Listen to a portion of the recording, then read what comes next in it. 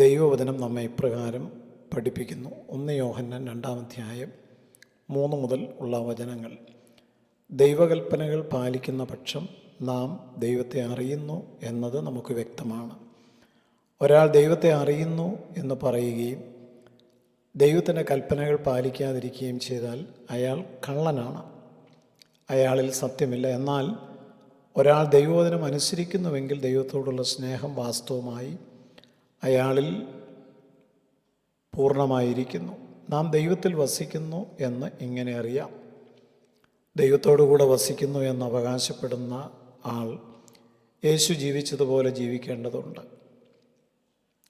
ഈ വചനത്തെ ആസ്പദീകരിച്ചുകൊണ്ടാണ് നാം ഇന്ന് പ്രാർത്ഥനയോടെ ചിന്തിക്കുന്നത്.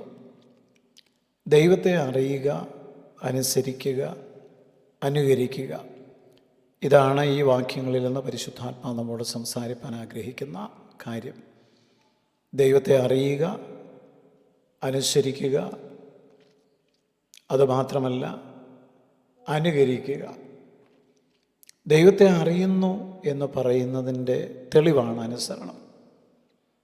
വിശ്വാസ ജീവിതത്തിൻ്റെ യാഥാർത്ഥ്യം എന്ന് പറയുന്നത് അപ്പോസ്തലൻ വളരെ വ്യക്തമായി നമ്മെ മനസ്സിലാക്കി തരുന്നു. ദൈവത്തെ അറിയുക എന്നുള്ളതാണ്. ദൈവത്തെ അറിയുക എന്ന് പറയുന്നത് ഒരു ബന്ധത്തിൻ്റെ തുടക്കമാണ്. വ്യക്തിപരമായി ദൈവത്തെ എങ്ങനെ അറിയുവാൻ കഴിയും എന്ന് ബൈബിൾ നമ്മെ പഠിപ്പിക്കുന്നുണ്ട്. ദൈവത്തെ അറിയുന്നവർക്ക് മാത്രമാണ് ദൈവത്തിൻ്റെ ഇഷ്ടം മനസ്സിലാക്കുവാൻ പറ്റുന്നത്. ദൈവത്തിൻ്റെ ഇഷ്ടം മനസ്സിലാക്കിയവർ മാത്രമാണ് ദൈവത്തിൻ്റെ വാക്കുകൾക്ക് ജീവിതത്തിൽ വില കൊടുത്ത് അനുസരിക്കുവാൻ തയ്യാറാകുന്നത്.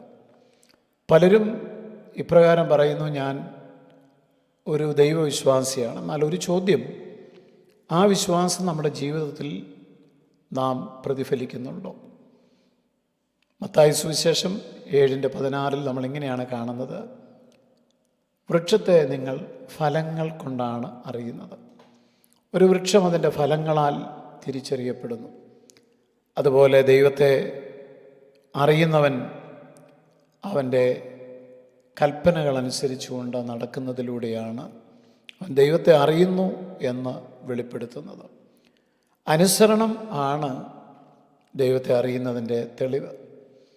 ദൈവത്തെ അറിയുന്നു എന്ന് പറയുകയും ദൈവത്തിൻ്റെ കൽപ്പനകൾ അയാൾ പാലിക്കാതിരിക്കുകയും ചെയ്താൽ കള്ളൻ ആകുന്നു എന്ന് പറയുന്നു.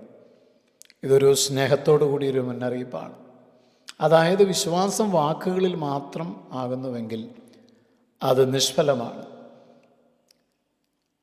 ഇസ്രായേലിലെ രാജാവായ ശൗലിൻ്റെ ജീവിതം നമ്മെ പഠിപ്പിക്കുന്ന ഒരു കാര്യം, ശൗലിനോട് ദൈവം ചില കാര്യങ്ങൾ അനുസരിക്കുവാൻ ആവശ്യപ്പെട്ടു.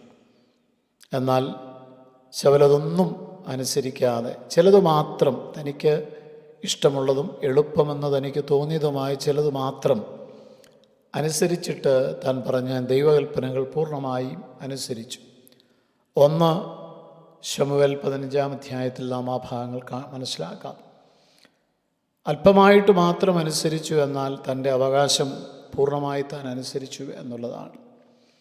ദൈവവചനം നമ്മോട് അനുസരിക്കുവാൻ ആവശ്യപ്പെടുന്ന പല കാര്യങ്ങളുണ്ട്. ശത്രുക്കളെ സ്നേഹിക്കണം, ക്ഷമിക്കണം, വിശുദ്ധിയിൽ നടക്കണം, സത്യത്തിൽ ജീവിക്കണം, രക്ഷിക്കപ്പെടണം, സ്നാനപ്പെടണം. അങ്ങനെ ദൈവവചനം നമ്മോട് ആവശ്യപ്പെടുന്ന ഒരുപാട് കാര്യങ്ങളുണ്ട്. ഈ കൽപ്പനകൾ അനുസരിക്കാത്ത ഒരു വ്യക്തിക്ക് എങ്ങനെ പറയാൻ പറ്റും ഞാൻ ദൈവത്തെ അറിയുന്നു എന്നുള്ളത്? അത് തികച്ചും ആത്മവഞ്ചനയാണ്. എന്ന് മാത്രമല്ല, ആ വ്യക്തി കള്ളൻ ആകുന്നു എന്ന് വചനം നമ്മളെ ഓർപ്പിക്കുന്നു. സ്നേഹമായിരിക്കണം ദൈവത്തെ അനുസരിക്കുവാൻ നമ്മെ പ്രേരിപ്പിക്കുന്നത്. ഭയത്തിൽ നിന്നല്ല നാം ദൈവത്തെ അനുസരിക്കേണ്ടത് എന്ന് മനസ്സിലാക്കുക. നരകം പേടിച്ചോ സ്വർഗം കൊതിച്ചോ ഒന്നും ദൈവത്തെ ആരും അനുസരിക്കേണ്ടതില്ല. നാം ദൈവത്തെ അനുസരിക്കുന്നത് ദൈവത്തോടുള്ള സ്നേഹം കൊണ്ടായിരിക്കണം.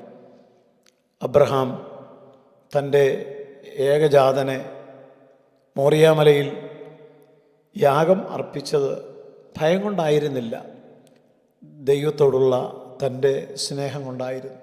സ്നേഹം ഉള്ളിടത്ത് അനുസരണം ഒരിക്കലും ഭാരമല്ല. അവനെ സ്നേഹിക്കുന്നുവെങ്കിൽ അവൻ്റെ കൽപ്പനകൾ നിങ്ങൾക്ക് ഭാരം ഉള്ളതായി തോന്നുകയില്ല എന്ന് പറഞ്ഞിട്ടുണ്ട്.